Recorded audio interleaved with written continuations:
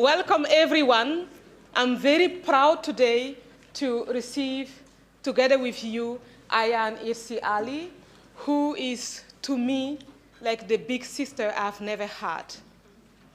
And I wish everyone could have that sister to talk about issues that we face as women, to talk about issues that we face as citizens, and to never stop even when it becomes very difficult.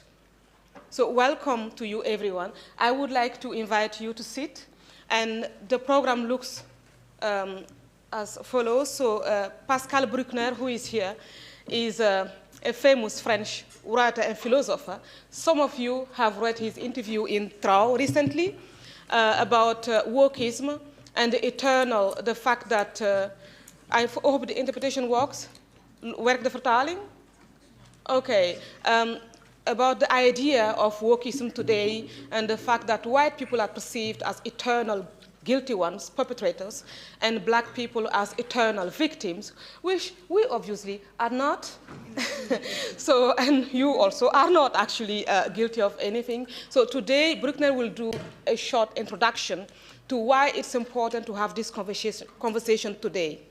After that, I will have a conversation with Ayaan about 5 major topics related to freedom, and then we will have a Q&A. Feel free to ask all your questions. And then Theo Franken here, who is our former Secretary of State for Asylum and Migration, one of the most popular Flemish politicians from my party, very proud of him, will conclude. And then we will have a reception. And welcome, and thank you for joining us. Monsieur Bruckner, je vous cède la parole donc, pour quelques minutes d'introduction. N'hésitez pas à parler en français parce qu'il y a de l'interprétation. Et après ça, on commencera avec Ayaan. Merci. Merci beaucoup, Assita Kanko. Merci de me recevoir dans cette auguste assemblée. Et alors pour moi, c'est un grand plaisir, un grand honneur d'avoir Ayaan Hirsi Ali au Parlement européen, pour de nombreuses raisons, parce que d'abord, Ayaan Hirsi Ali est une combattante de la liberté et qui aurait dû réunir sur sa personne tous les suffrages dès qu'elle est arrivée en Europe. Or, ça n'est pas ce qui s'est passé. Et contre toute raison, Ayaan Hirsi Ali a d'abord été trahi par les siens en Hollande, renvoyée du Parti travailliste et puis contrainte de s'exiler aux États-Unis. On a qualifié, on a dit qu'elle était la Voltaire noire, et je pense que le parallèle est tout à fait justifié, et cela me permettra peut-être de parler de la liberté d'expression.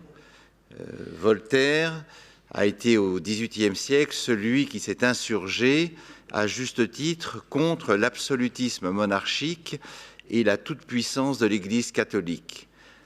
Je rappelle qu'à l'époque, les catholiques ne plaisantaient pas avec le dogme et que les réfractaires ou les protestants étaient torturés, mis à mort, et que Voltaire s'est donc insurgé à juste titre contre ces pratiques barbares. Il faut rappeler une chose aussi très simple, c'est que le crime de blasphème a été aboli en France en 1792.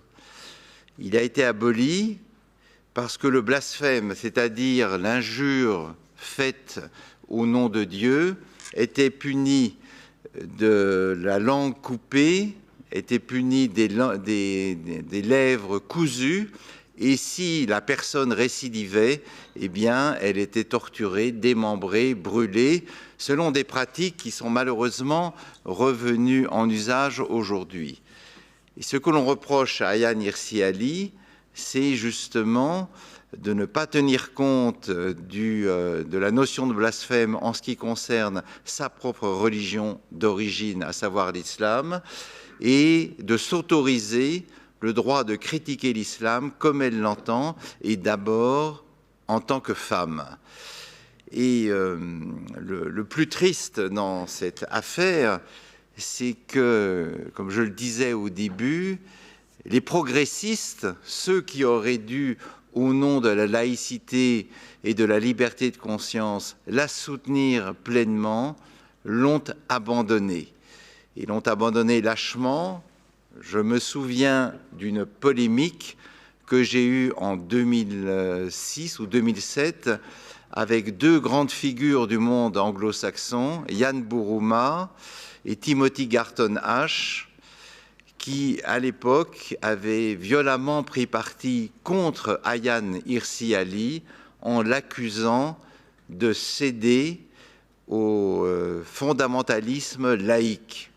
C'est-à-dire qu'on mettait sur le même plan la défenseuse de l'idée de laïcité, c'est-à-dire de séparation des religions et de l'État, et les pratiques barbares des égorgeurs, des barbus, des tueurs, qui, à la moindre critique, sortent leur couteau et vous assassinent.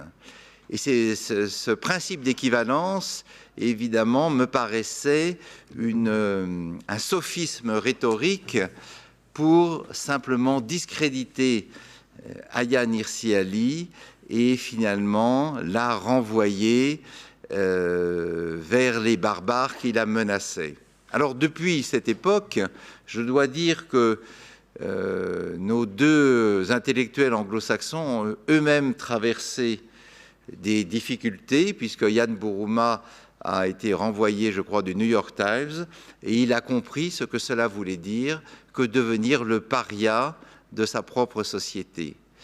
Alors, Ayaan Hirsi Ali est une combattante de la liberté. Elle fait partie, avec quelques autres, peu nombreux malheureusement, mais quelques autres, elle fait partie de ceux qui contestent l'obligation qui est faite aujourd'hui dans une certaine gauche de ne jamais dire un mot de travers sur l'islam. C'est-à-dire que si en Europe, vous pouvez critiquer le pape, vous pouvez dire que le pape est un pédophile notoire, que le Christ était un homosexuel, mais si vous dites la même chose de Mahomet ou des autorités de l'islam sunnite ou chiite, vous êtes immédiatement qualifié de raciste. Et je pense que Ayaan Hirsi Ali a été de ceux et de celles qui ont parfaitement démonté le piège du terme islamophobie. C'est-à-dire qu'au fond,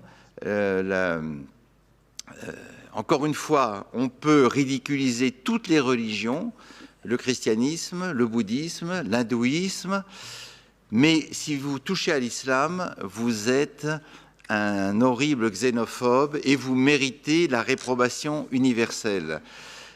Évidemment, il faut distinguer deux choses. La persécution des croyants est un crime dans toutes les démocraties. Et donc, effectivement, attaquer les mosquées ou attaquer des fidèles en prière est un délit qui doit être puni par la loi. En revanche, critiquer les dogmes d'une religion, remettre en question les principes fondamentaux est un droit qui nous est tous accordé et face auquel nous ne pouvons pas transiger. Mais vous savez très bien qu'en France et en Belgique, c'est aussi le cas, remettre en question le port du voile, ou bien chez nous récemment contester le port du burkini dans les piscines, est assimilé à un acte raciste ou à un acte obscurantiste. C'est-à-dire que par une sorte de renversement des valeurs dont Ayaan Hirsi Ali a été la victime, la défense de la liberté est assimilée à de l'obscurantisme, et la défense de l'obscurantisme est assimilée à un droit de l'homme. Et c'est cela qu'ont réussi, avec un certain succès, tous les fondamentalismes, enfin tous les camps fondamentalistes qui se partagent aujourd'hui l'espace de l'islam radical. Et c'est pourquoi Ayaan Hirsi Ali est, à mon sens, un témoin fondamental pour le combat de la liberté tel que nous le menons aujourd'hui. Et donc je pense qu'il est essentiel qu'Ayaan et tous les musulmans modérés, tous les musulmans libéraux, tous les musulmans qui veulent avoir, comme nous avons, nous, chrétiens ou juifs, la liberté de croire ou de ne pas croire, ou la liberté d'être des croyants par intermittence. C'est pourquoi Ayaan et tous ces musulmans-là doivent être soutenus contre les barbus et leurs sicaires, contre les fanatiques et plus encore contre leurs complices à gauche ou à droite, tous les collabos de l'islamo-fascisme qui dénaturent le visage de nos démocraties. Merci Ayaan d'être ici parmi nous.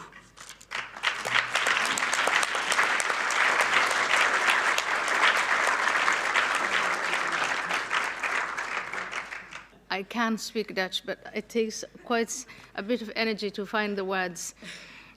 These days, I've been gone since 2006, and I've barely spoken it, but I understand every word.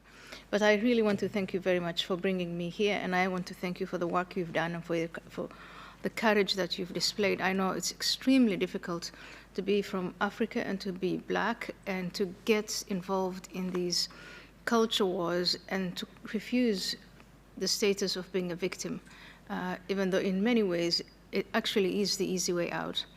And I also want to thank Pascal, with whom, I've known Pascal since 2002, 2003, and you've been very brave and very consistent in defending the freedom of speech and the freedom of speech of even the people that you disagree with and dislike. And unfortunately, here we are years on, and the situation on intolerance and of intolerance, whether it's from Islamist groups or now these so-called woke groups, is a lot worse than 15 years ago or 20 years ago. So we have the fight of a lifetime on our hands. And then obviously I want to express the pleasure of meeting Theo, and just how hard your position is in having to deal with asylum and immigration, and asylum in particular because Europe is surrounded by Africa and the Middle East, and both of those places are countries that are facing challenges of economic challenges, challenges of poverty, and challenges of religious intolerance. So you are going to see large numbers of people coming from the Middle East, coming from Africa, coming from South Asia to Europe. And as that happens, and as that continues, and as the people settle here, I think the conversations you have now about religious intolerance and women's rights and freedom of speech are just going to get ever more difficult. So with that, I think we can begin. Yeah, I think Ayaan is still a politician, a little bit. Yeah. I would like to start by showing you, so I apologize for showing this video because I know it's very difficult for you, Ayaan, to say this, but I would like everyone to go back to 2005, I think, Anne-Marie, it was 2005, to see what happened. But before we launch the video, I would like to thank everyone for being here. I see members of Parliament, Annick de Ridder, Matthias van den Boren, I see Mia Doornaert, columnist of The Standard. Apologies if I forgot anyone's name. I see members of European Parliament, Michiel Oogeveen, Dorien Rookmaker, Jessica Stegroot. I see Koen Metsu, who has been working a lot on the IS jihadist, and everyone, great people here, and also people who came from the Netherlands as well, like you, welcome. Gilles Verstraete is also here, I hear, and I would like to take a moment to thank our teams, my team, and Ayaan's team, because this was so much work, because don't forget, Ayaan still needs protection. It's very difficult to have your freedom of speech. And also, she just flew in yesterday from San Francisco, arrived late. So, als ze even gaapt, dan heeft dat echt niks met jullie te maken. Maar wel met de jetlag, okay? So, let's go to this clip first, and welcome again, everyone. Goedenavond. Op dit moment wordt op de Dam in Amsterdam met een lawaai-demonstratie de vermoorde filmer, columnist en interviewer Theo van Gogh herdacht. Als een Wild West tafereel. Zo omschrijven getuigen wat er vanochtend in de Linnaeusstraat is gebeurd. Van Gogh wordt voor het kantoor van Stadsdeel Oost door meerdere kogels getroffen. Hij strompelt naar de overkant en de dader komt achter hem aan. Het is druk op straat op dat moment. We'll show other pictures showing that this situation did not change a lot. You see, this happened, this was about Theo van Gogh, and nu, you see, what happened after that is still some attacks in Europe. These people did some things, I'm sure you recognize some faces. And the French teacher Samuel Paty has been also killed in 2020, I think, in 2020, just because he spoke freely in the classroom, and that is the news in the Volkskrant, as you can see. And you also have now Miss Meunier, who has to hide because she did a report about Islamism in Roubaix, where what is happening in Roubaix is not very different from what is happening in the neighborhoods in Afghanistan, actually. But she did a report about that, and she is now gone into hiding because they said they want to kill her. She's a journalist from M6. It was this year. I'll just go back to you, Ayan. You know, these pictures are very difficult, and apologies that I continue in English, but it's much easier for Ayan.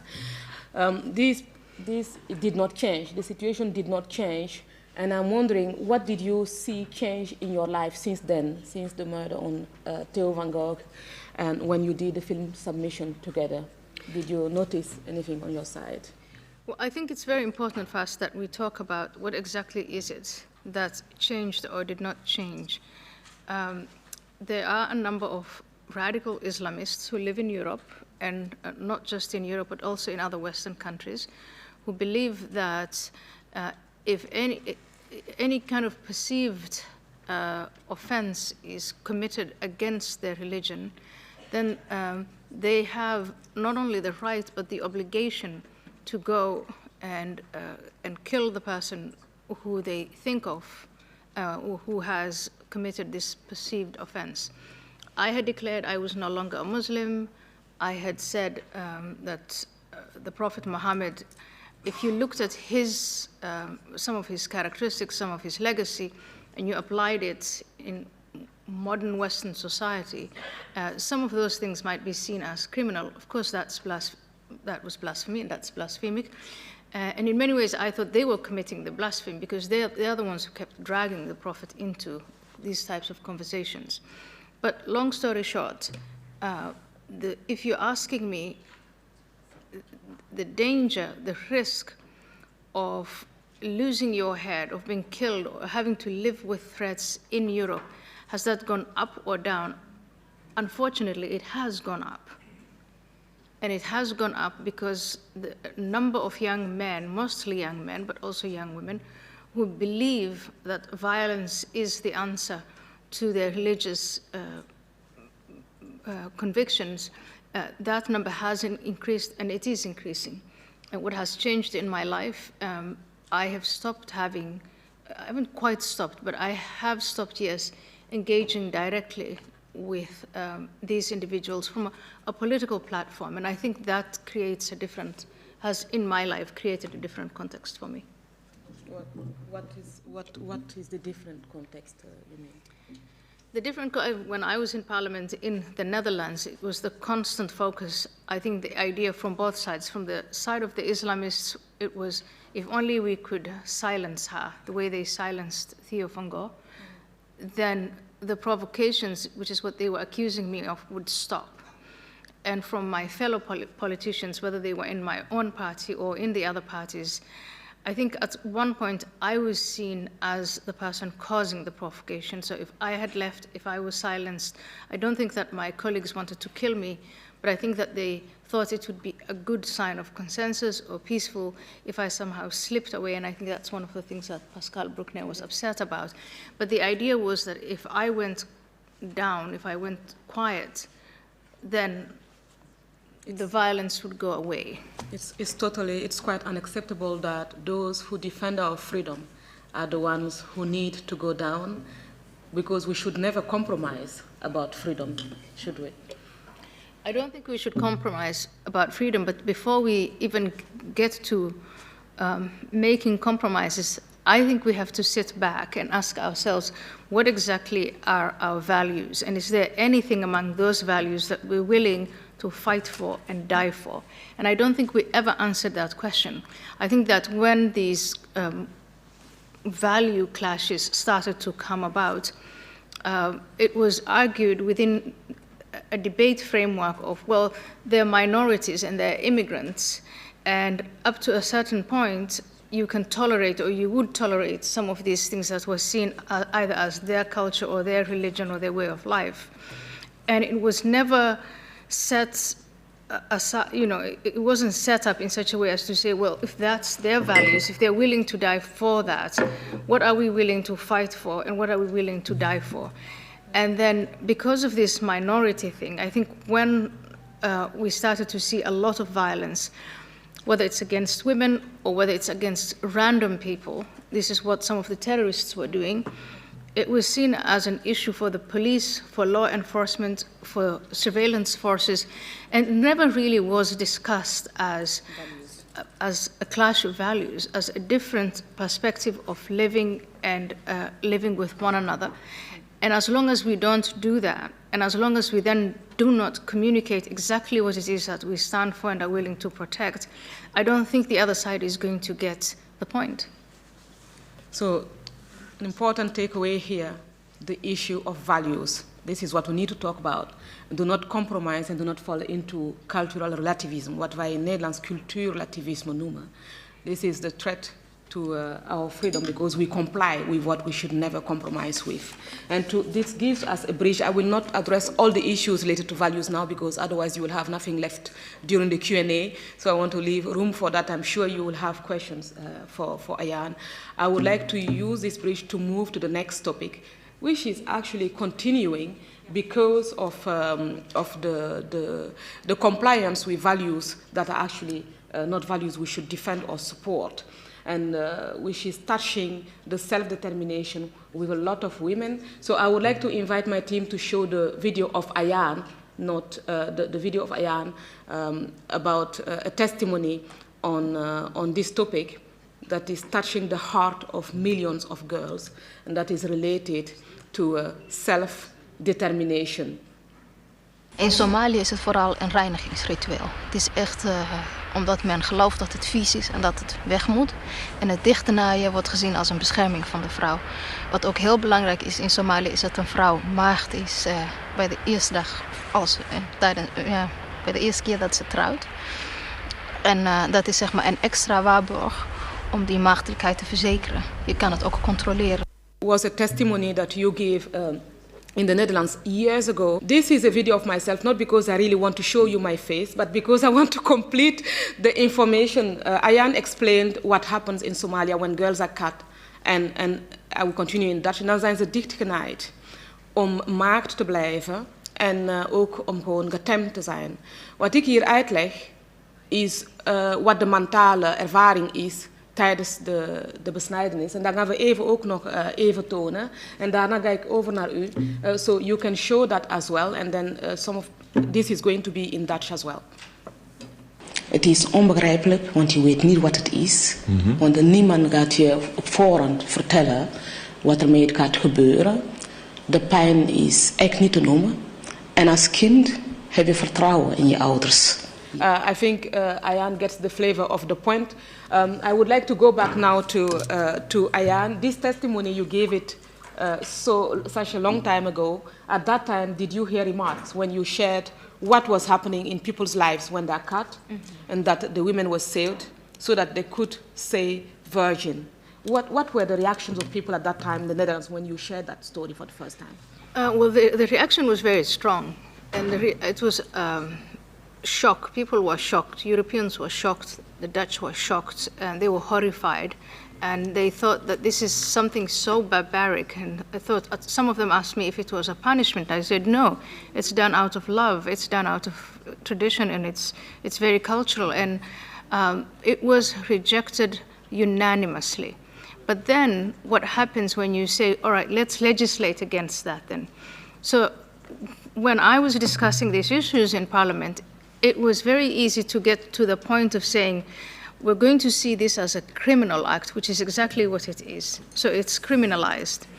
And then the next point, which became a sticking point, and I think it still is a sticking point, is there never was a way of enforcing that legislation. As you can see, female genital mutilation takes place between the legs, and it happens to children as young as 5. So if you can say we're going to put 100 years in prison for anybody who commits it, but if you can't enforce it, you haven't changed that much. And so I think from my time back then, 15 or 20 years ago until now, everybody's still horrified by it.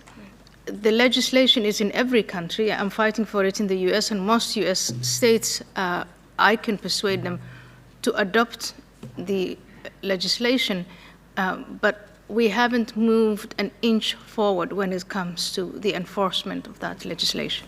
One day I was debating in France, in your country, Pascal, but it's not your fault. It was just another French person who told me, don't be that strict with people when you speak about female genital mutilation, because people need time to understand our laws and our values.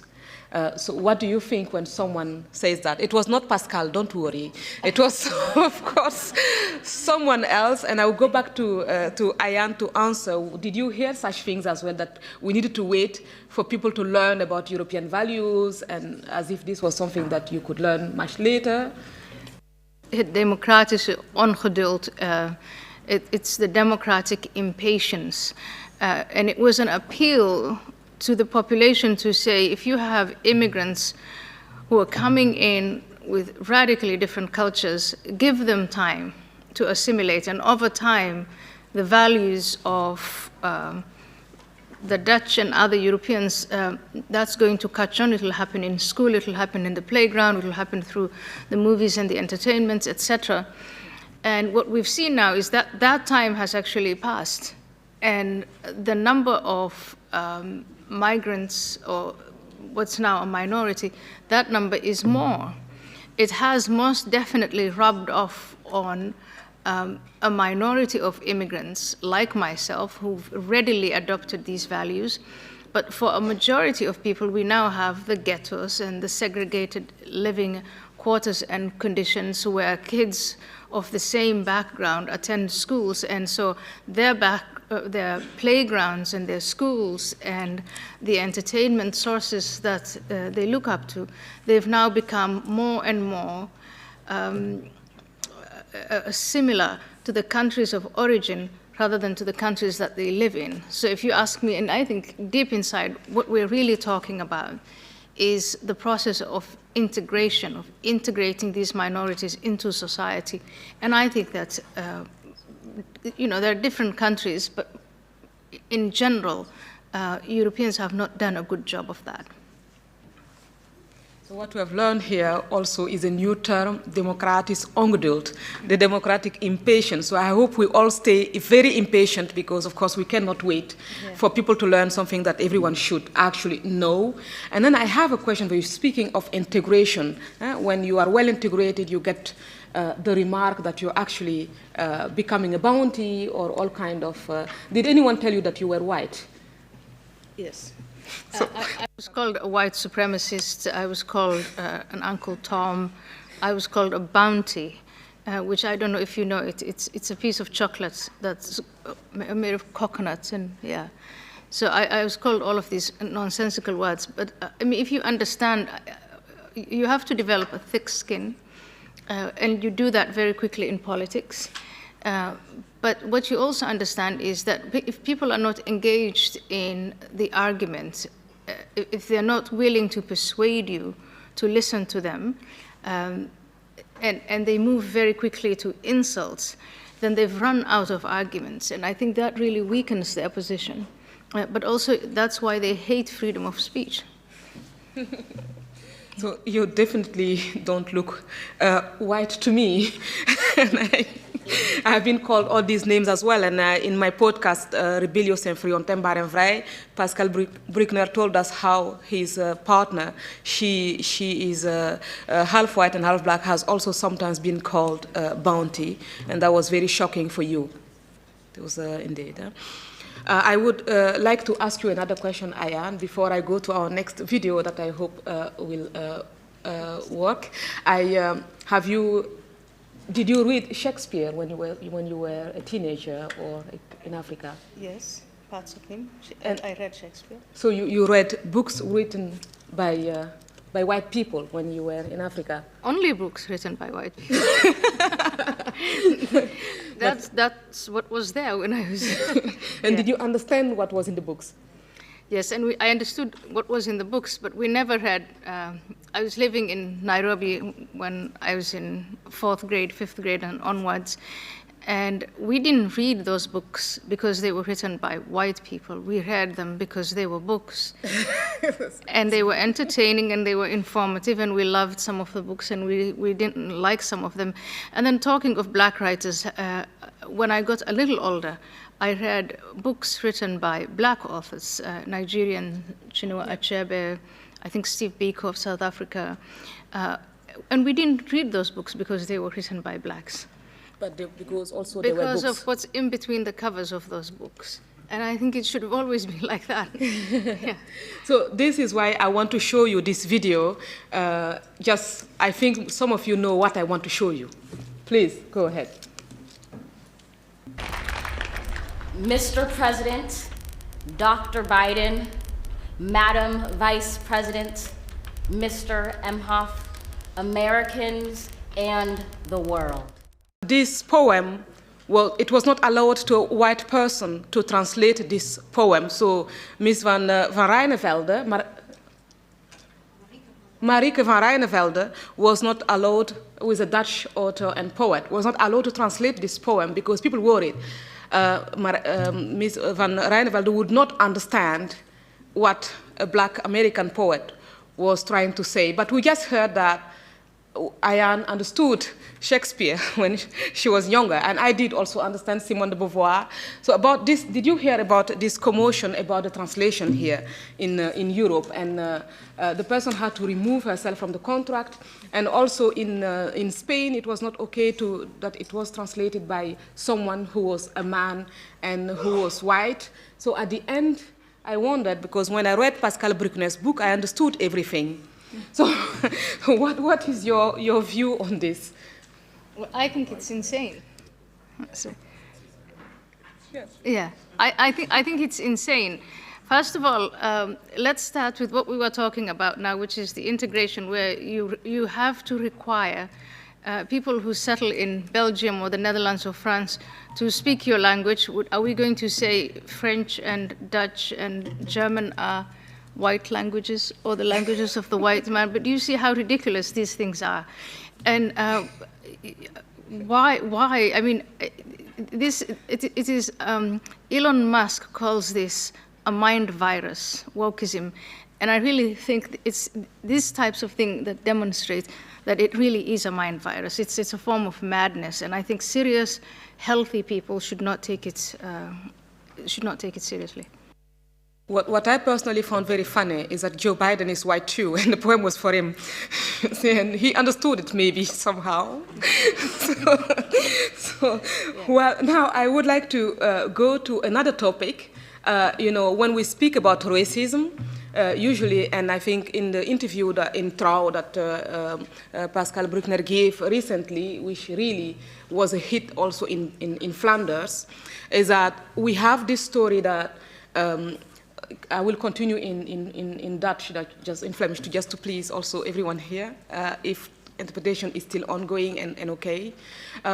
Dat mensen die gewoon, sorry Pascal, dat mensen die blank zijn, en ik zeg bewust blank en niet wit, dat mensen die blank zijn gewoon eeuwige daders zijn.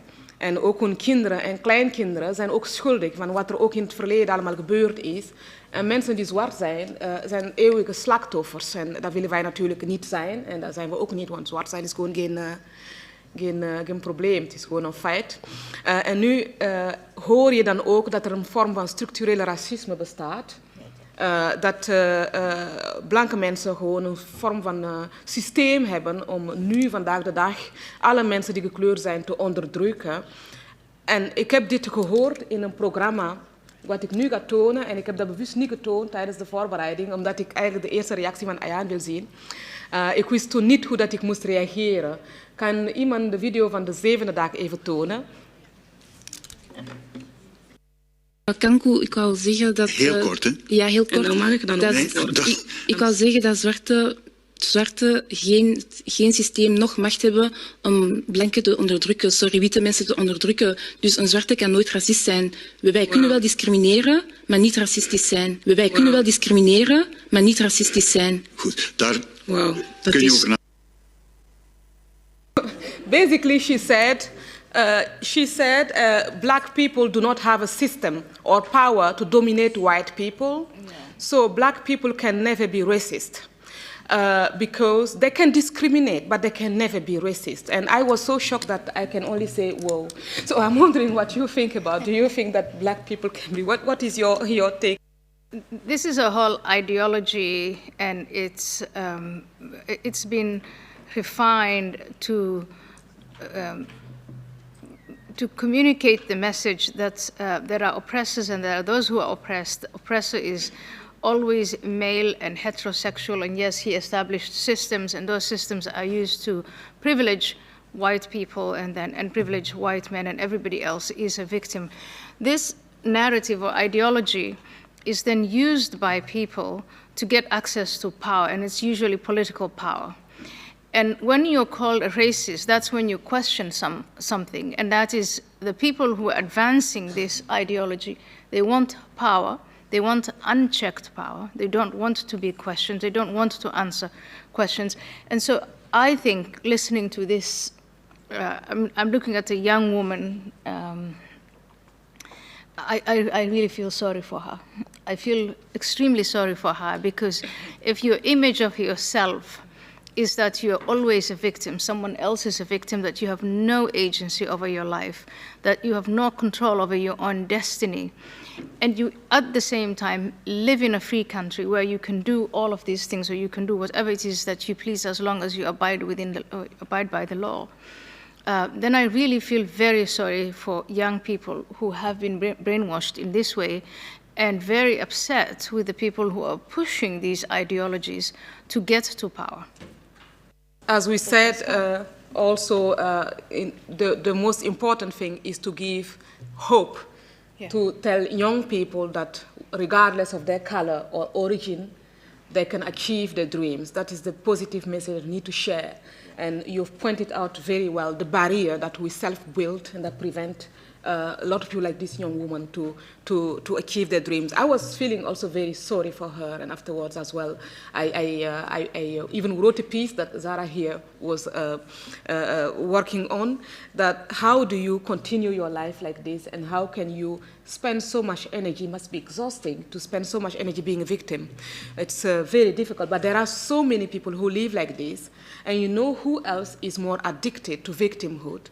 Is people who are against integration and who actually want so many black people to be victims so that they can feel happy because they can play like assisting these people who are victims, and they're addicted to the victimhood of others and keeping them in the position so that they can continue feeding themselves. We had a debate recently on television, and I said like this, the left wing is sometimes actually depending on the victimhoods of others and using it as a life insurance actually to continue existing. Luckily, nowadays, there are more and more people of foreign descent and who are well integrated and who say, no, I do not want to be a victim. And we hope that more and more people are going to say, no, we want to be equal, equal and free. Do you experience that there are more and more people also in your perception that are actually listening to this message and trying to share it? Yeah, I do see a lot of people who are saying, I don't want to be treated like a victim. I'm not your victim. Also, people who are acknowledging that. So I live in the US, and in the US, I mean, the entire history of the country has been set aside as systemically racist. And members of the black community are coming forward and saying it isn't. The US is the only country that has actually fought a war to end slavery. And we have a lot of terrible things in our history, but to dismiss it as only a horrible history of slavery and segregation and oppression and nothing else is false. And not only is it false, it hinders black Americans from leading a life in freedom. And members of the black community that I was talking to, who are the descendants of slaves, were saying that actually America is the best place in the world to be black. And I can acknowledge that. And I think when people hear this, you're a victim, and get enough of it, they come out and say, don't call me a victim. I don't want you to call me a victim. I'm also seeing white people who are fed up with being called racists and who are saying, stop this nonsense. The word racist as a cudgel, as a tool of power, has now become so blunt, it doesn't make any sense. It's expected. Elon Musk wants to buy Twitter. Everybody says you're a racist who doesn't like what he's doing. He just shrugs his shoulders, and life goes on. And that's, I think, what we're seeing. And both of those developments, where the people who are being termed victim just because of their skin color stand up and refuse that label, and where white people just say we're fed up with this and move on, I think that is a healthy trend forward. But the impact of wokeism, the impact of these ideologies on our institutions of learning, colleges, high schools, elementary schools, teacher training colleges, and our other cultural institutes, that is still, that impact is, it's very, very serious. And I think in many ways, we haven't realized how serious it is. We haven't really come around to correcting course on those things. But there is hope here. If you can say racist now, and you're just tedious. Lost all meaning. It brings me to the two last questions I would have for Ayaan. So, because what you said about education, it's making me think of the cancel culture now, erasing things from books, erasing things from movies, moving a statue of Churchill or trying to move it, someone who helped end the war in Europe. But before going to these two questions, I'll ask these two, one question about that and one personal question to you, Ayaan. And then I will go to Pascal to see if he still has anything to add or to comment about. But before that, I would like to welcome colleague Malik Asmani, who's Vice President of Renew Europe, and fellow colleague in the Libe Committee to work on integration in Europe, who is also from the VVD, the Netherlands. So Malik, welcome, dank je wel om ons te vervoegen. And if I forget any other member of parliament, I cannot quote everyone, but we'll have opportunity to talk afterwards. I would like to go to the cancel culture part. We've noticed that this ideology came a lot from the US to Europe. There is a lot of copy-paste in Europe where the one, for example, to Gone with the Wind is suddenly a racist movie, and even children movies are bad, and we need to make Mickey Mouse or someone else. I don't remember. There is a kind of Little Mouse. I am not very good at children movies because when I was a child, I didn't. Was it Pippi Langkous? Okay, so I don't know. Do you know Pippi Langkous? Of course. No? Yes. So, you know, all these things. What do you think about such? So I think, in a serious way, the ideology, the postmodernist, romanticist ideologies, they actually do come from Europe, and I'll say from Pascal's country. They were French. Not from you. No. Of course they were not you, but they're really French. And these postmodernist ideologies made their ways to the universities in the US, where they became institutionalized, and you'll hear things like gender studies, racial studies, this, that, and the other. And they were a series of studies that were not taken seriously for a long time. I mean, if you had a degree in gender studies, what would you do with your life? It was that sort of thing. Those people were dismissed until, to my surprise, in 2020, after the death of George Floyd in Minnesota, there was almost an explosion where, instead of seeing, conversations that I was used to listening to among a small, very fringe group of people in universities, had now become mainstream. And people were being canceled. People were canceled before that. But these cancellations became, I'll say, more frightening in their consequences. Now I know of professors who've been canceled. I know of professors and their students, PhD students. You yourself were canceled in a university in the US where you were not allowed to speak. Yes, this is back in 2014. It was at the Brandeis University. But in my case, I still I still thought of it as Islamist intolerance. It was the Muslim students at the University of Brandeis who were saying, if this woman comes to this campus, we will be harmed, or it's not safe for us. And the president of the university thought, he found that a strong argument and cancelled me. But I still thought that that was within the context of the Islamists having a very hard time getting used to the idea of free speech and tolerance. What you're seeing with the what we're calling cancel culture now, which is part of this woke trend, is a challenge to free speech that is coming from inside, from within our own universities.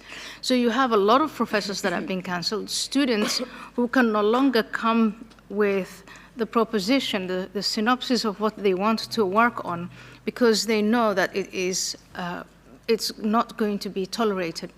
And in many ways, I see that as more dangerous than even radical Islamism. Islamism is a foreign ideology, and I think it's easily recognized as such. It became quickly violent, and so the opposition to Islamists was very effective. The opposition to wokeism and this cancel culture is a lot more subtle. They've now, I would say, captured the minds of many young people, not all millennials, but enough millennials to cause some institutional harm and institutional setbacks that if we don't wake up to now and change, we really are going to have a hard fight on our hands.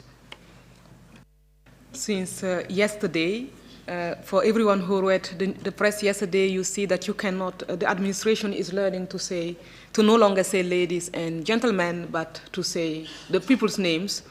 And I was thinking like, oh, so when I got out of a taxi yesterday, the driver told me, Madame, and I was like, you know, you were breaking the law. You say, I thought that would be very strange. And today when I was wearing this dress in my office, I wanted one of my team members who is a lady to help me close it, because somehow it's quite a gymnastic to close it. And I was like, what do you say then? Is there a girl in my office? Or is there someone with a vagina? Or is there or what do you do actually? So how are you going to say? So can I say, Madam Ayaan Hirsi Ali, Mevrouw Ayaan Hirsi Ali? Can we continue saying that? So this is part of the wokeism that we're experiencing. But more seriously as well, we've seen that we had this issue with the Commission who said, don't say Christmas holidays because it may offend people. Yeah. It brings me like to you, don't look dangerous at all, except that you can change people's mind. And that's what people were fearing at the university. So we are going, this wokeism is going super, super far, but we would need a whole day to discuss that. I would like to move to the last question that is a bit personal. I don't know if Pascal was intending to react to this cancel culture and wokeism before I go to the last question. Tu veux donner une courte réaction de moins d'une minute? Comme tu es au Parlement européen, c'est comme ça qu'on fait ici, tu vois. Oui, je suis contre. Non, Ayaan a raison, le wokisme est extrêmement dangereux. D'abord, ça ne vient pas de... On a parlé de la French Theory, mais les philosophes français n'étaient pas du tout pour la défense des identités, mais pour la dissolution des identités. Donc il y a un contresens complet. Et puis il faut admettre aussi que c'est en France qu'on résiste le mieux au wokisme aujourd'hui, malgré tout, et que cela n'a rien à voir avec la contagion américaine ou anglo-saxonne. Donc le wokisme est devenu, selon les termes de l'intellectuel afro-américain John McWhorter, une religion qui est dramatique pour les Afro-Américains eux-mêmes, car elle les infantilise, elle les victimise sous couleur d'en faire les héros de l'histoire. Et le wokisme s'attaque à tous les fondements de la civilisation, les relations entre hommes et femmes, puisque Asita vient de le rappeler, dans les avions on ne dit pas « mesdames et messieurs », mais « chers passagers », car on ne veut pas mégenrer les gens de peur de les heurter. Si vous ne vous sentez ni homme ni femme, vous appelez monsieur sera une injure passible au moins du tribunal. Mais plus sérieusement, le wokisme attaque la science. Et donc, hommes et femmes n'existent plus, ce sont des constructions sociales, mais les mathématiques, la logique, la physique sont des sciences racistes parce qu'inventées en Occident, qu'il faut donc abolir au profit des savoirs indigènes. Et là, effectivement, quand on attaque la science et l'universalité de la raison scientifique, on peut sérieusement s'inquiéter pour l'état de nos sociétés.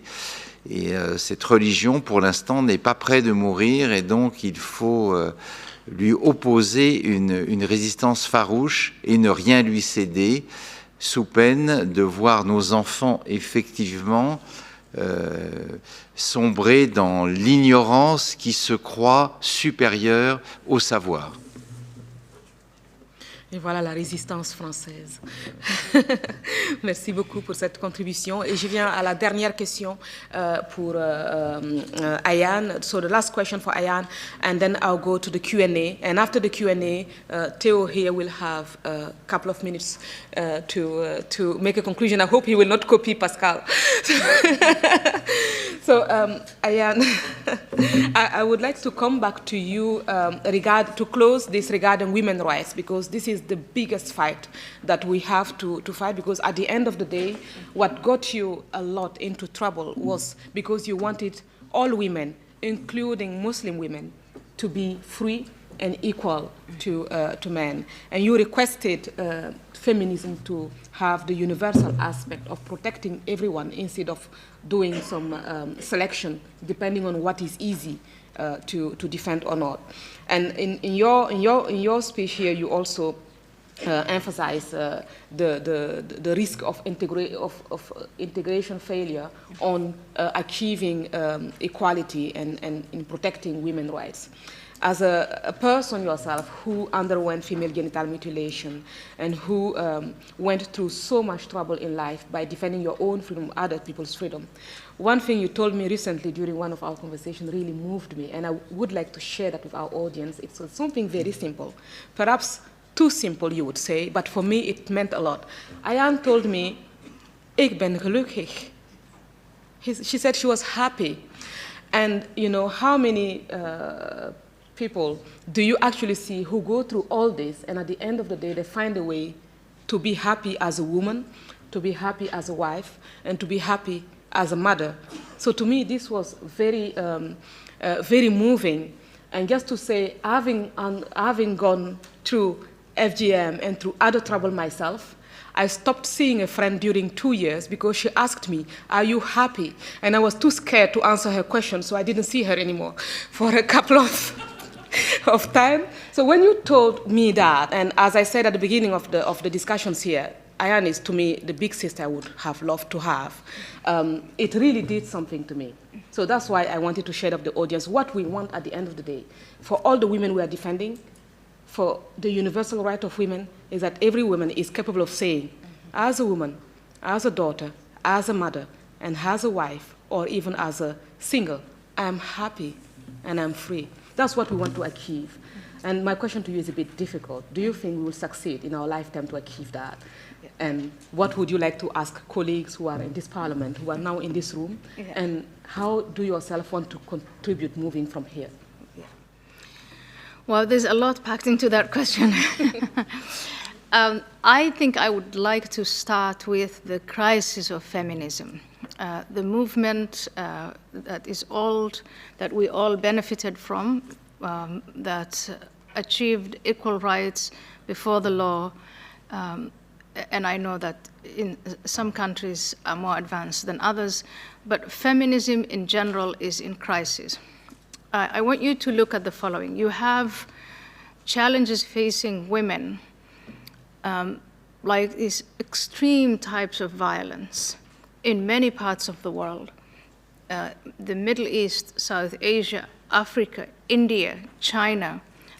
You have to look at what the Uyghur community is going through, and there is an internment of 10 million people in China, but very specifically, women are being systematically raped. and they're also being sterilized against their will. So there's that kind of horrific violence that goes on against women, and sometimes it is government-led. You're watching the Ukraine war now, and the way women are used as tools of war. Rape is used as a tool of war. Horrible, unimaginable violence against women perpetrated by states, perpetrated by militias, perpetrated in the name of religion, very often by families. So it's not like we can say the work of feminists is done, we've achieved some form of equality, we can move on. We can't do that. There's a lot of work to do. So that's one set of challenges for women. And then there's this other set of challenges, the one we were just laughing about, where amongst us, we have people who want to eliminate the word woman from the language. And we are turned into people who menstruate and people who chest feed. And you have these trivial fights on, I'm watching the Supreme Court nominee of the United States who was nominated because she's black and she's a woman. That's what the president who nominated her said.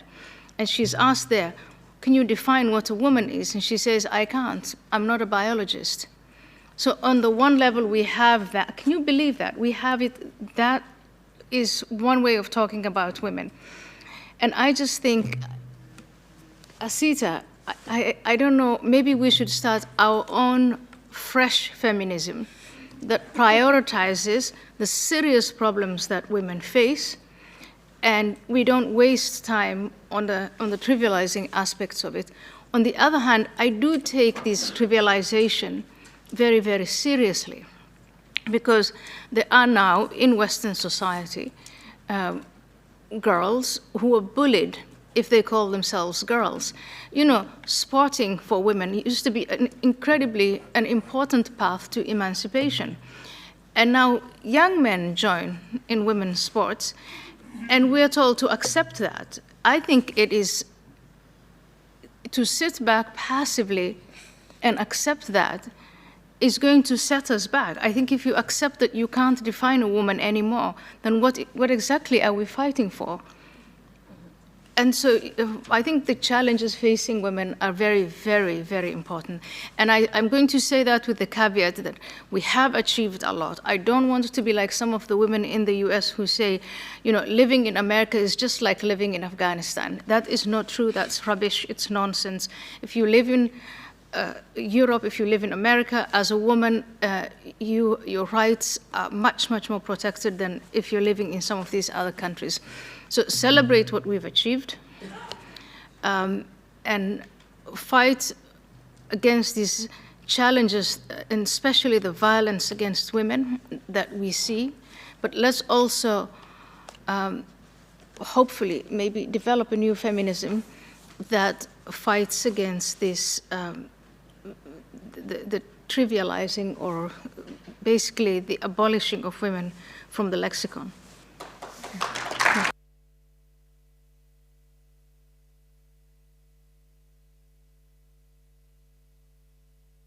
So that was the last question, and as you heard, we need to start a new movement, our own fresh feminism. Yeah. And I want to share a joke with you. There was someone who wrote on Twitter about my party president Bart de Wever that als deze man opnieuw postmodernisme zegt, dan ga ik echt keihard schreeuwen.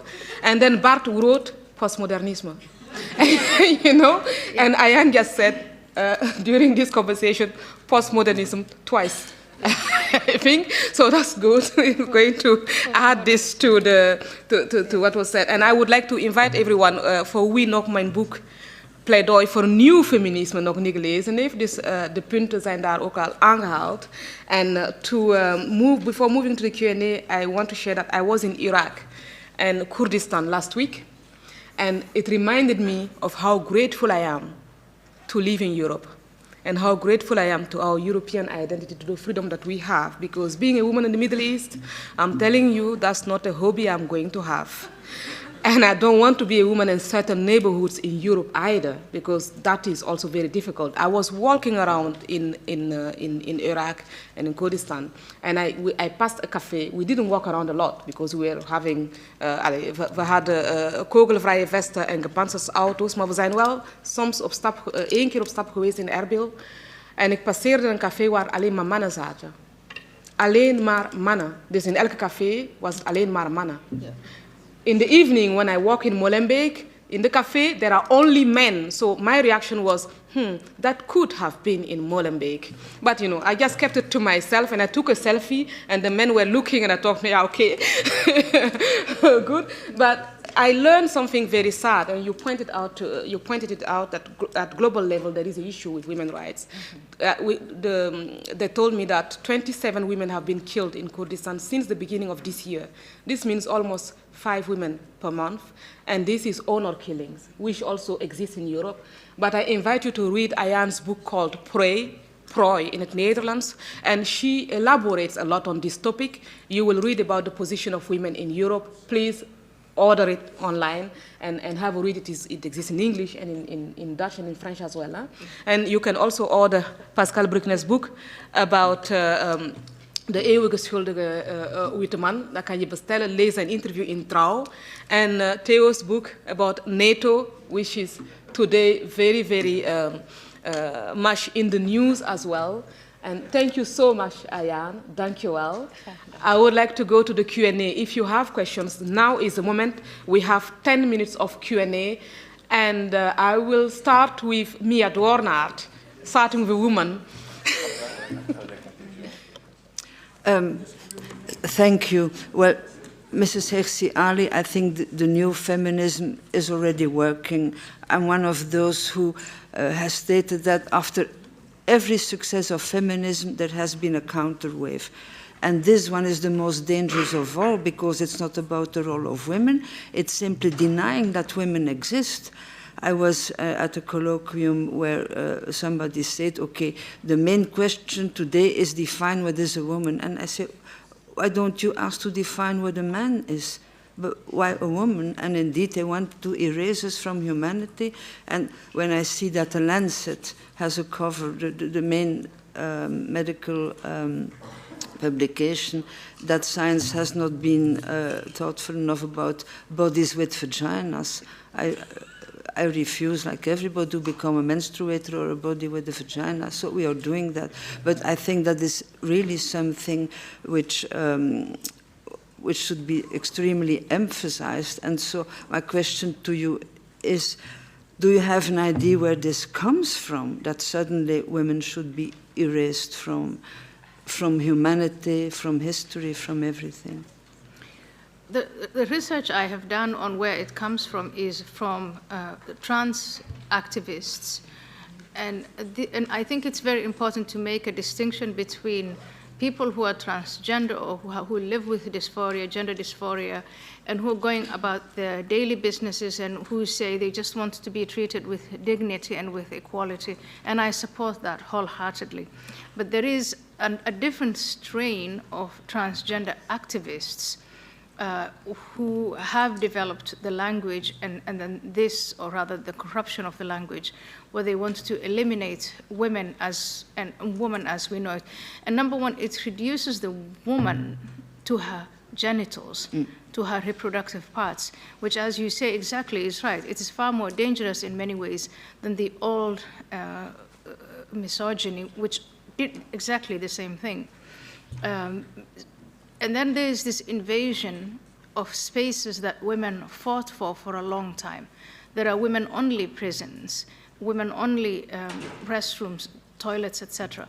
Women-only spaces that are now being opened to men, where heterosexual men are exploiting that type of opening and assaulting women. And I think that in many ways you are absolutely right that we have to keep an eye on this movement, because it doesn't only change the language, it sets back the laws by creating new laws and by presenting this new form of misogyny as an emancipation movement. because they say it's about the emancipation of the transgender community, so it's a zero sum. They can only be emancipated if the women are eliminated, and of course that's unacceptable. But if I may, how do you explain that in the trans community, on the men's side, you do not have that hate against men? It's only trans women. Why doesn't it happen on the other side? If you are a woman and you transition from being a woman to being a man, I think it makes a great deal of sense that you don't want to compete in their sports.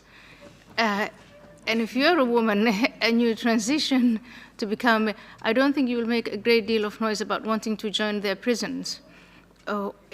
In many ways, I think it sort of speaks for itself that women who transition, they very quietly go about their business, or they're not represented by these hardcore transgender activists. The hardcore transgender activists, they have as their program to put down women, not to elevate the transgender community. And that's why I think your question is very important. Well, I will go to, thank you, Ayan, and I will just ask for whoever asks a question, please say your name and what you do. So just to tell you, Mia Dwornat is a columnist of The Standard. Please read her articles, and she's very active on Twitter as well. So, and don't forget to follow Ayan and myself on Twitter. Theo already has a lot of followers, but you can follow him too. And Pascal is not on Twitter. So, okay, I would like to give the floor for other questions, but I suggest that we take several questions. Yes. And that you can answer, because we don't have, there are a lot of questions between us and the reception. Let's also give an opportunity for Ayan this afternoon to rest. But I will start with, I had Mickey Logeveen had a question. Please introduce yourself, be brief, so that we take other questions as well, and then Ayan will answer. Thank you so much, Asita. I will speak in English, although I'm Dutch, but it's much more convenient. And thank you so much for this panel discussion. And I think that being from the Netherlands and when you were active in Dutch politics, I was still in high school, and you're always looking for ways to find what's your political ideology. And I still remember you on television, and you left the Netherlands quite some time ago, but please remember that you inspired a generation of politicians in the Netherlands. So thank you for that. As a member of European Parliament, I'm a member of a committee called FEM, which is solely focused on gender equality and women's rights.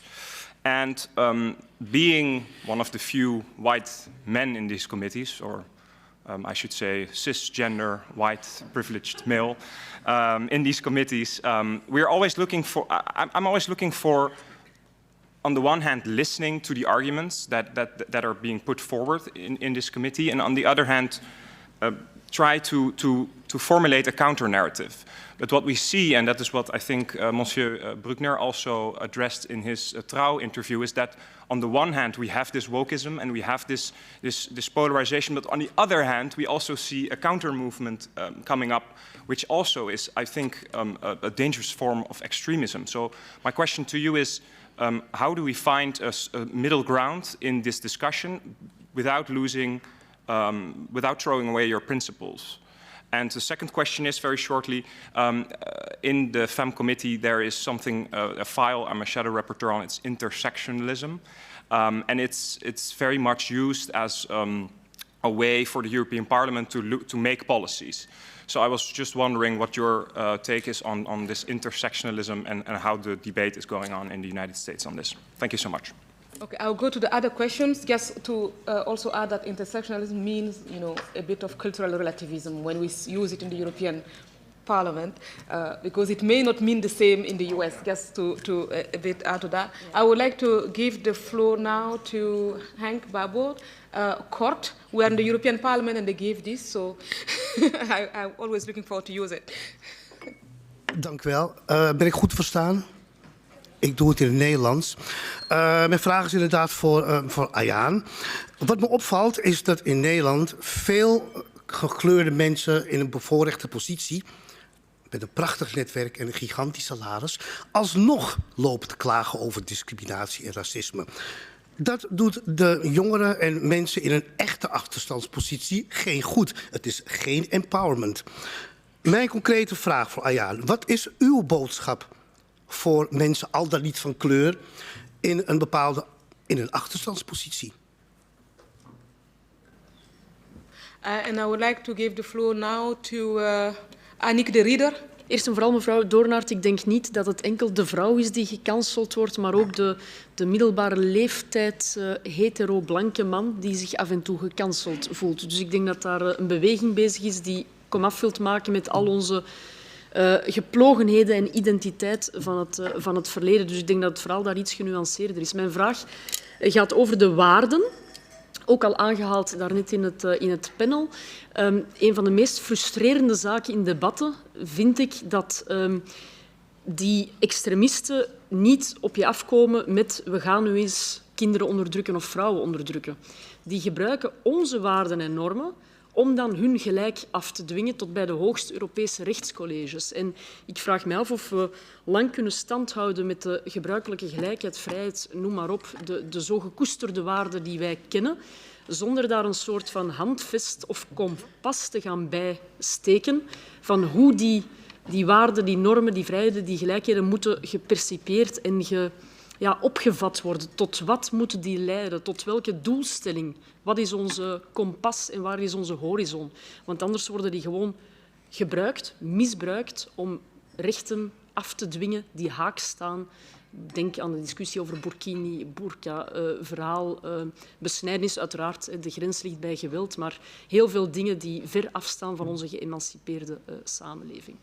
Okay, perfect. So, Annick de Ridder is a member of Flemish Parliament and she is the first ever female deputy mayor for the port of Antwerp, which is the most important port in Belgium. Very, very good, yeah. So I've got 2 minutes to take this cluster of 3 questions. I will start with you. First of all, thank you for the compliments. I think it is quite possible and also very important that we fight for what we believe in, so against the wokeist ideology and, for instance, against Islamist ideology, and that we fight for equal rights between men and women, and at the same time, don't become intolerant ourselves. And I think the way to do that, and I think the last question is related to this one, is to be very clear about what your values are to begin with. And once that's clear, then I think it's also very clear what it is that you're arguing for, that you're fighting for.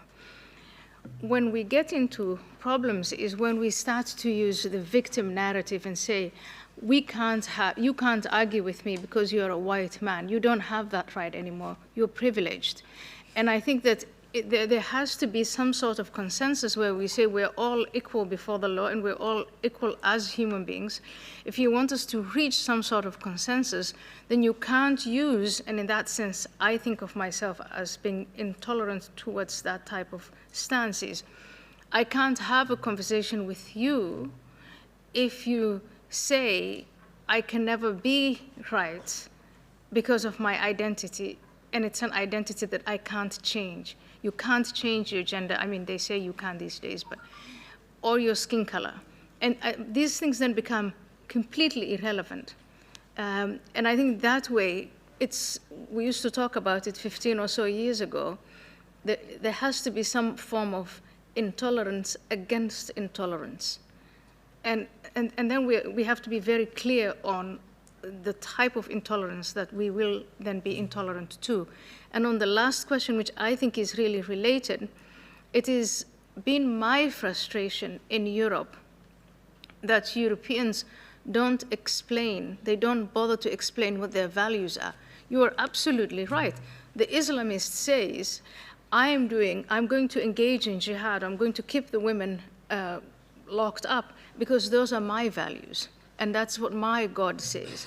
And the response to it is either to ridicule him, to say you can't do this here for those who reject it, but it is never to take the step to explain, well, I have a different perspective. Here are my values.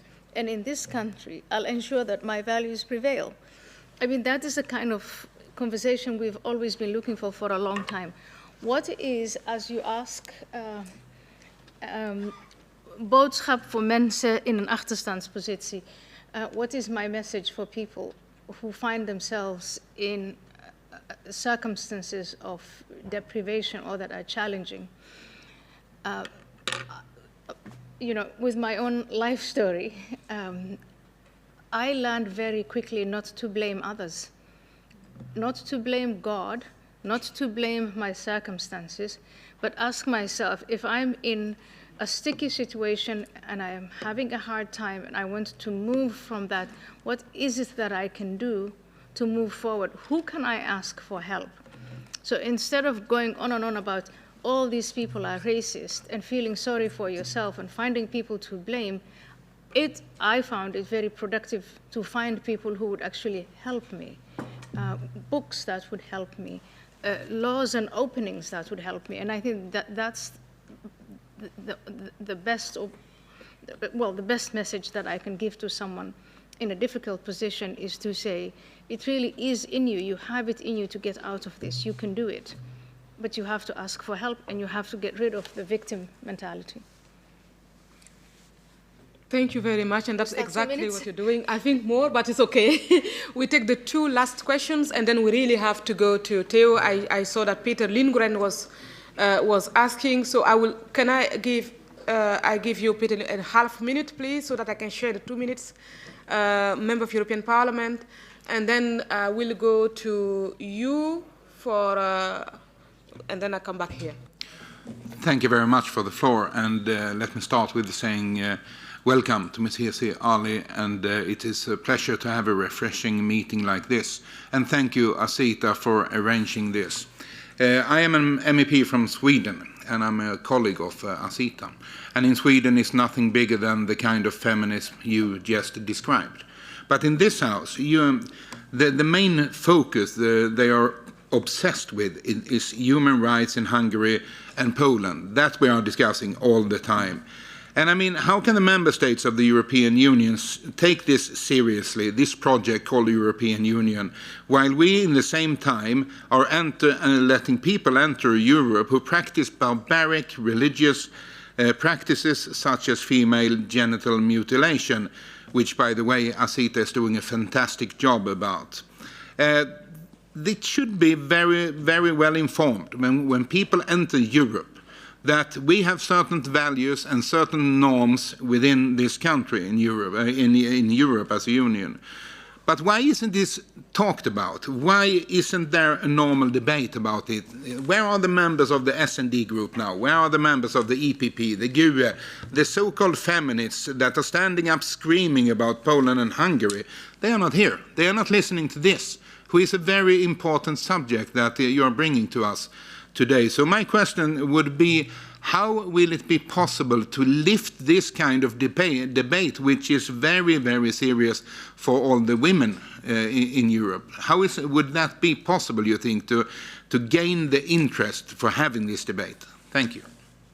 I go to the two last questions, but really, really 30 seconds, otherwise Ayan will not have time to answer because Theo will make his conclusion, and we really want to hear what he has to tell us. I'm super, super excited. So I go to you. Ik ga naar u voor 30 seconden. Dus heel snel uw vraag jezelf voorstellen en de vraag. Urbain van Boven. De deuren van ons oude continent staan wagenwijd open voor immigratie.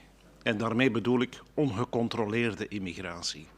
Als gevolg daarvan krijgen we immigranten binnen die in de verste verte niet van plan zijn om onze normen en waarden te accepteren en er zich naar te conformeren. Ik neem een voorbeeld. Een aantal zal nooit de gelijkwaardigheid van mannen en vrouwen accepteren en erkennen. Waar en wanneer zal Europa eens de rode lijn trekken? Well, and nu Charlie Weimers, 30 seconds. Thank you so much, Asita. Charlie Weimers, member of the European Parliament for Sweden. I want to start by thanking you for what you're doing. It sets an example to all of us. You were quite recently interviewed by Swedish media. I listened to it very carefully, and in my country, a lot of things have happened since that. The Quran riots during Easter, where a Danish-Swedish politician toured the country, the most immigrant-dense areas of Sweden, to burn the Quran in order to make a point. Well, his point was vindicated by the worst riots we've seen in decades in Sweden, and the police was shocked because they were there to protect him, but they realized that they were the target. Grandmothers, mothers cheering on their sons while they threw paving stones at the police. So after this, when we all tried to understand what had happened, the party leader of the Center Party, which is a sister party to the VVD, she proposed that the police should reassess its permit examination so that the burning of Qurans would be forbidden in certain areas and during certain periods, such as Ramadan. And her purpose is to achieve social peace, obviously. The effect is that we will, for the first time ever in my country, have limitations of freedom of speech based upon Islamic sensitivities. So my question to you is, will this accomplish social peace, or does it carry long-term risks for the state of free speech in Sweden? Are we entering a slippery slope that we cannot get out of? Thank you. So I will take one bonus question. 20 seconds, Gilles Verstraeten. Je hebt echt de laatste vraag, maar echt een vraag, hè? En 20 seconden, heel snel. Ja, dank u wel, Asita. Merci, monsieur Bruckner. En bedankt voor uw moed, mevrouw Hirsi Ali, al in de afgelopen tijd om uit te spreken. I'll pose it in English because the debate was in English, but one thing that will stick by me and that I will chew on for a longer time is that you said we've never enough seen this as a clash of values, and we've far too much seen this problem with integration and immigration as perhaps a local policing problem and not as a clash of values. Now, I suppose that the reason why it's been regarded as a policing problem is also because we've wanted to respect the rule of law, and that is one of the only instruments that is really at hand for the state, at least, to combat these kinds of problems. And therefore, my question is quite simply, if this is a clash of values, how do we win this clash of values? What kind of role can the state, or should the state, play in such a clash of values? Is it enough that we just state our values clearly, because I think most Islamists know fully well what our values are? Is it enough that we announce our values to prevail in that fight over those values? Thank you very much, everyone. So, Ayaan, you have 1 minute. That's the tradition of the European Parliament. So I'm just initiating you to a real one. No, real 1 minute, yeah. So I think all the questions are actually related, and the last question sums it up.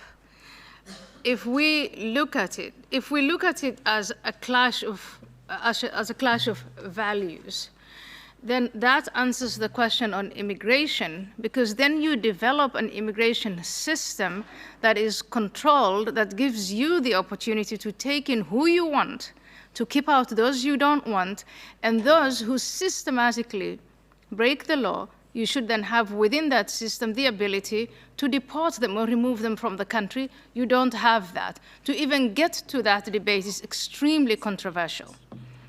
So if you say this is a clash of values, then you say, okay, rule of law, and then the second, the gentleman who asked the first question, it is, you want to protect the rights of women, you want to, all of these issues that we're facing with integration, it boils down to the same thing. What exactly is it that we are fighting for, and to what lengths would we like to go to protect those values?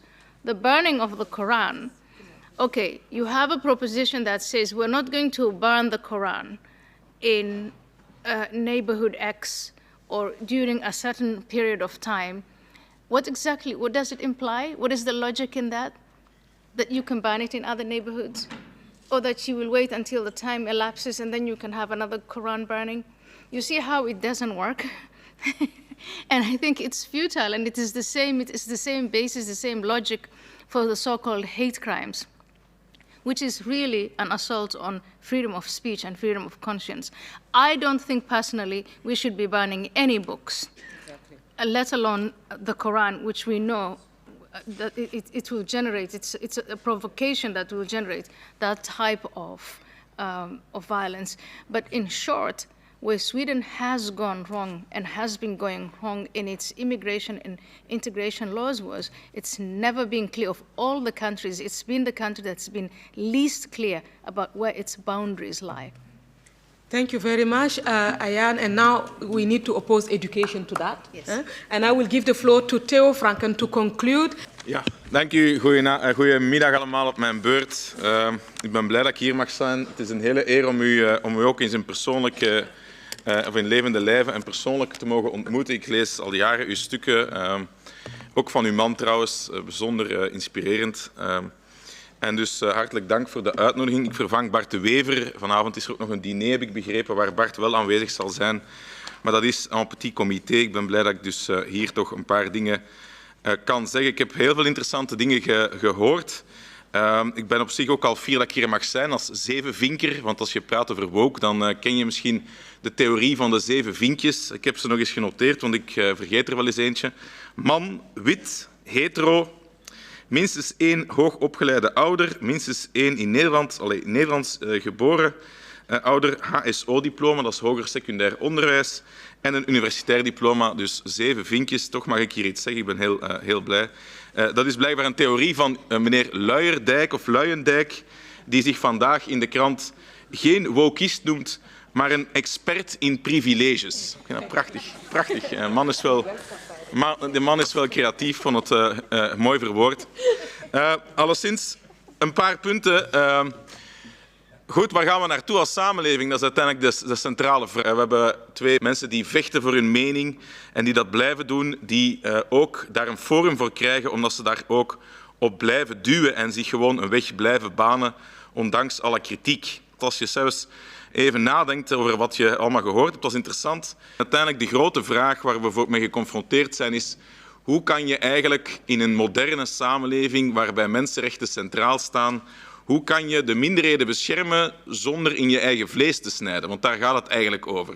We zitten in een samenleving waarbij wij als basissteen van ons samenleven is het beschermen van minderheden. Dat is een van de essentiële zaken van ons samenleven. Maar zijn we daar niet te ver in doorgedreven? Is die slachtoffercultuur eigenlijk niet dominant geworden? En hoe gaan we daar eigenlijk mee om? Dat is de centrale vraag in onze samenleving. Een aantal negatieve punten of dingen waar je je veel zorgen over moet maken. Migratie, geopolitiek, wat Ayaan zei, van kijk, we gaan alleen nog meer migratie krijgen, ongecontroleerde migratie, die demografische explosie, die onzekerheid, de radicalisering in de Sahelregio is volop bezig. Het ene na het andere regime valt. Coup d'état, de ene na de andere, Wagner-groepen van Rusland die binnen worden geleid, Europese troepen die wegtrekken, NAVO-troepen die wegtrekken. En het wordt daar alleen maar verder een warzone en een oord van segregatie en van radicalisering. Integratie, scherpe kritiek, waarbij we horen, de integratie is in West-Europa, in Europa eigenlijk mislukt. Het is niet gelukt, je hebt dat niet goed aangepakt. Ik weet niet of dat helemaal waar is, dat we daar verder in moeten gaan, daar ben ik het mee eens. Radicalisering, zeker in ons land, een groot probleem. We hebben na de aanslagen in ons land hebben wij een commissie radicalisering gehad in het Vlaams parlement, ook een commissie terreurbestrijding. Koen Metsu heeft die voorgezeten. Heeft dat veel opgeleverd? Deradicalisering, werkt dat? Kan dat eigenlijk werken? En kan je daar als overheid iets tegen doen? Of is dat iets dat zelf moet komen door ouder te worden? Ik denk dat dat op zich al een interessante vraag is. Juristocratie is het vandaag minder over gezien, maar het is omdat ik Mark Legardus hier aan mijn linkerkant zag. Ook een van de grote uitdagingen van onze samenleving. Hoe kan je eigenlijk de trias politica, de evenwichten van de machten eigenlijk herstellen? Dan woke is een mind virus. Ik had dat nog niet gehoord, dat het een echt geestesziekte is, een soort van geestesziekte is. Ik weet niet of we zo ver moeten gaan. Polarisatie. Polarisatie is ontegensprekelijk zo. Maar ik noteer ook een aantal lichtpuntjes. En belangrijke lichtpunten. Ten eerste, er is publiek debat, collega's. En het is waar wat de Zweedse collega zei. Het is eigenlijk heel spijtig dat hier is niemand van links. Hier is niemand van de groene fractie, hier is niemand van de socialistische fractie, of ik heb hem toch niet gezien. Dat is op zich zeer spijtig, want we zijn hier eigenlijk weer aan het preken voor eigen kerk. De mensen die hier zitten zijn al een heel groot stuk overtuigd van wat hier wordt gezegd, terwijl dat de andere kant, eigenlijk sociale media, de andere kant zou hier eigenlijk moeten zitten, mee het debat ook aantrekken. Maar we hebben publiek debat in Vlaanderen. We hebben Mia Doornaert, we hebben Boniface Pool, heeft een heel boek over woke geschreven.